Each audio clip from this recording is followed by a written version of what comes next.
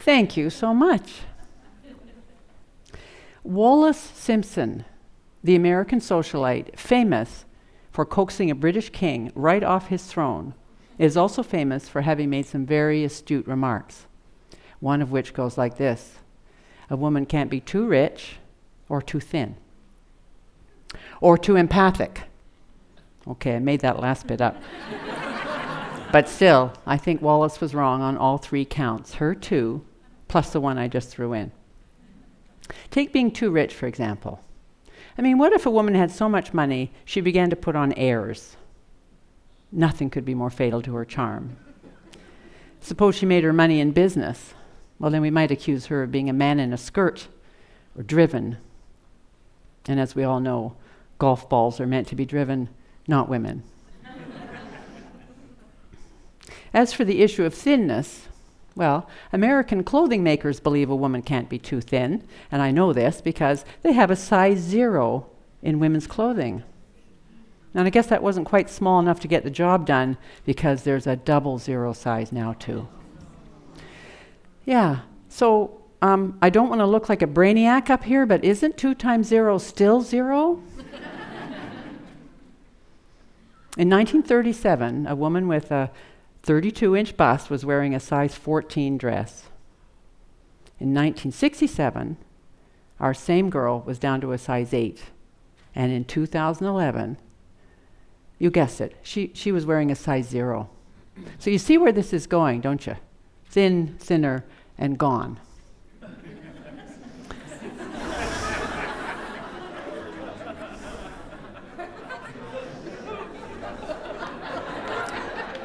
Yeah, why don't women just evaporate altogether and get it over with? Which brings me to the problem of empathy. Because I believe empathy is just another way that women can disappear. And this particular woman came perilously close to becoming an empathic vanishing act. I want to take you back to 1983, December 14th, 2 a.m. in the morning, when I lay in a Canadian hospital bed, politely dying. I'd had surgery earlier that morning to try and determine the pedigree of the mass dominating CAT scans of my abdomen. Everything had gone just fine, except that now a searing pain has broken out of the post-surgery drug paddock and is headed straight for my brain. When the sensation arrives, I am absolutely wrenched from sleep, rigid with terror and blank with agony. What I don't know, and what no one else is going to figure out for a very long stretch of time, is that my small intestine, already threadbare from a career in worry, has given out altogether, and now the contents of my bowel flood into my abdominal cavity, spilling over the banks of repression, wave after wave of sorrow, a rising tide of lament. I don't ring for help, even though the call button is tied to my bed. Instead, I vacate my hospital-issue slippers and put myself directly into the nurse's shoes. She's busy, she's tired, she has so many more people to look after. I wait for her to pass by my bed, and when she does, I ask if I could have something for pain. Well, she tells me I'm too close to my last dose of morphine and I have to wait. She brings me a heated flannelette sheet, and I spend the rest of the very long night being slowly poisoned to death from the inside out. When morning breaks, I'm still not wearing my own shoes. I can't seem to swim up through my distress and tell them that something's gone wrong. There's nobody home. The infection in my gut is starting to rage out of control. My blood pressure's dropping. I'm confused and disoriented. I mean, I've always been a lesbian, but now I can't even think straight.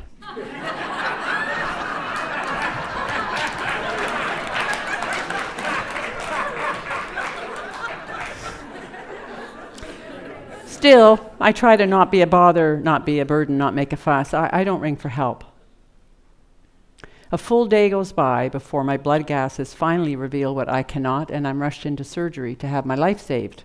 You see, a woman can be too empathic. She can be dangerously empathic.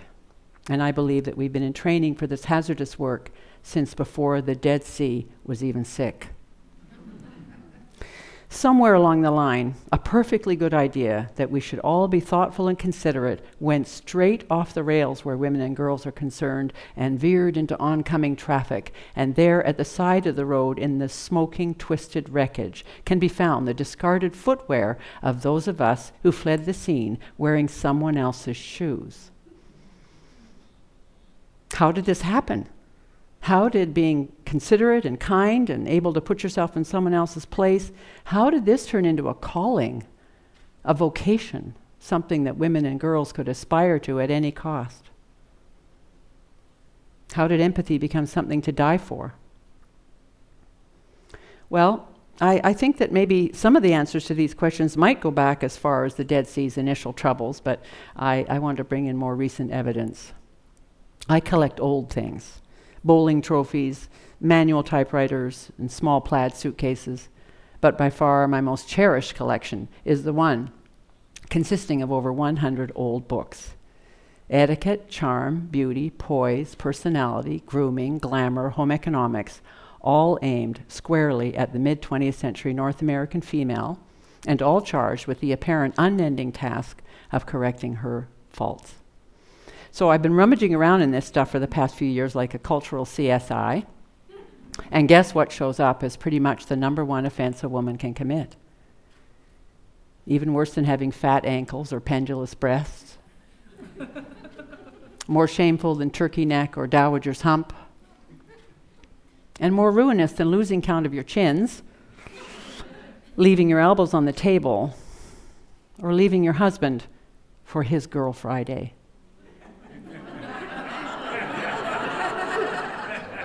Yeah, pretty much the top rated felony is for a woman to be selfish.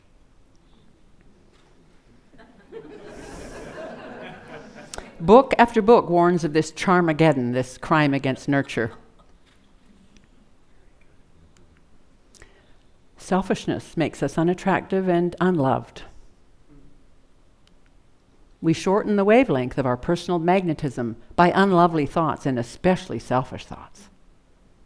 And how about this for cutting to the chase? Selfishness makes a woman ugly. So, what is offered up as the antidote to this scourge of self-regard? What are women and girls to do? Why, put themselves outside themselves, of course, and think of other people first. And the best way to do that is to forget all about yourself. The mind must be trained away from the self. We should be able to turn our thoughts on or off any subject as easily as we turn a light on or off. Now, this next quote I'm going to show you is from one of my home ec books. So remember, it's aimed at girls, high school girls. It's in a chapter called Self-Development. The habit of thinking about the comfort and welfare of others should be developed. This way, the dangerous habit of constantly thinking of self will be overcome. Okay, now just wondering, how is a girl going to develop herself without ever thinking about herself? I mean, Houdini would have had a better chance of untying that knot. And that's not the only conundrum I came across. There were tons more, like this one. In this book here, The Woman You Want to Be, you can see a little chapter, a little section called Believe in Yourself, and on the same page, a paragraph headed up, Charm Lies in Complete Forgetfulness of Self. Okay, so if I misplace myself altogether, what is there to believe in? And who is there to do the believing? Throw in a size 0 dress and the picture's pretty complete. Even the brownies are in on this. Right there in the brownie law book, it says that a brownie should put others before herself. Well, by the time she grows up to be a girl guide, the motto changes to be prepared, but the rest of that sentence might as well read, to never quite fully inhabit yourself ever again. And there's another twist in all of this, because for every reference in these books to this scourge of self-interest, selfishness, there are 10 more urging women to study themselves from head to toe, looking for flaws. Strip right down and examine every part of your body in a mirror. Note on a piece of paper when you see areas which need improvement. I'd be writing all night.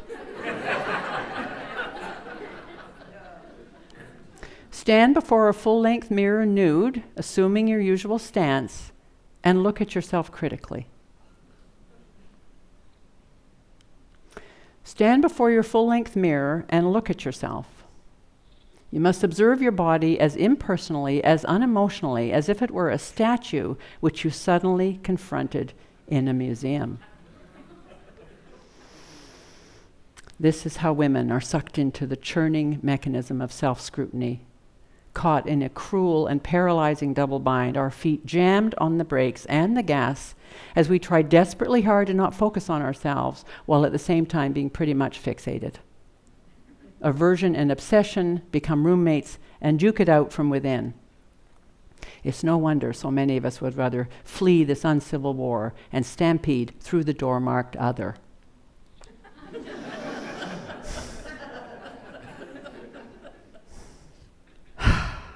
I imagine there might be a few of you out there saying to yourselves, wow, thank goodness we're finished with these times. You know, these books are old, right? And we're post-feminist, aren't we? And haven't we come a long way, baby? Yeah, no, not even close to far enough. For one thing, the charm and beauty manuals have been replaced with women's magazines. Except that where one of my old books might have reached, 30,000 homes in the 1940s, today's women's magazines count their readers in the millions. These things are everywhere, and you can't swing a girdle without hitting one of them. Problem is, unlike a girdle, you can't take this stuff off when you go to bed at night. At the grocery store checkout, we are herded into narrow chutes, squeezed shut and stunned silent by the reflections of dauntingly immaculate women staring back at us. And while we wait in line to pay, we're already paying. It costs us to see these images, and it costs us to run this glossy gauntlet. Department store saleswomen stand around in white lab coats, peddling makeup. They lurk in the open aisles, dispensing the fine mist of self-doubt, offering up their fake science to passers-by like missionaries selling redemption. Our disgrace at being flawed used to be a private affair, with our mirrors and us, but now we consult cosmetic surgeons who stand at the ready, drawing up plans for renovation, marking our bodies in grease pens. And don't even get me started on the sorry state of our post-modern female genitalia, because apparently even our vaginas are letting themselves go.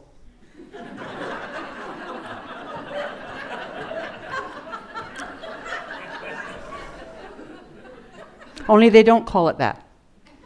It's referred to the loss of optimum structural architecture of the vagina. It's a little disconcerting to those of us with lady parts older than the internet.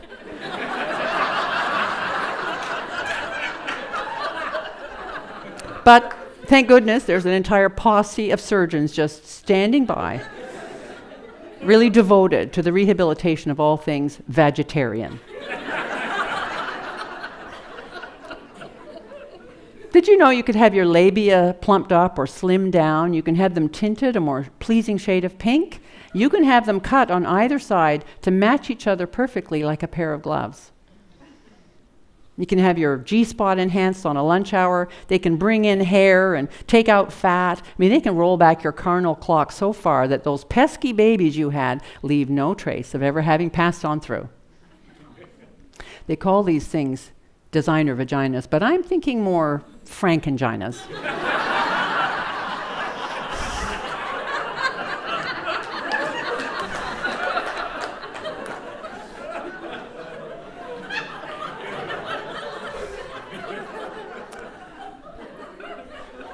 It's actually illegal in some countries of the world to tinker under a woman's hood like this, but not here in North America, land of the free, home of the surgically altered.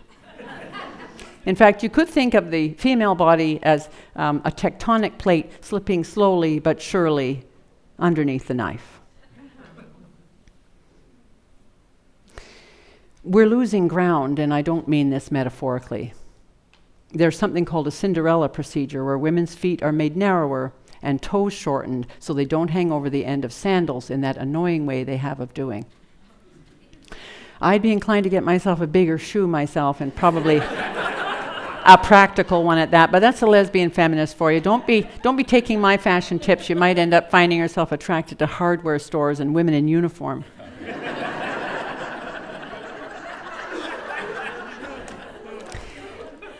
There's a fuse running just beneath the surface of the lives of North American women and girls, and even though the match might have been struck during the period of my old books, the bombs are still going off today. A bomb goes off every time another study is published showing how young women would trade years of their lives in exchange for a body they deem to be perfect. We need a different true north for women and girls, one that measures our worth by intrinsic value and not the diameter of an ankle. We need to stop trying to fix what was never broke so we can get on with the business of being embodied, empowered, and engaged. We need to be full of ourselves. And we need to make sure somehow that women and girls remain in their own shoes long enough to break them in before wandering off in someone else's. And this way is the only way empathy becomes what it's really meant to be, an inside job. Thank you so very much.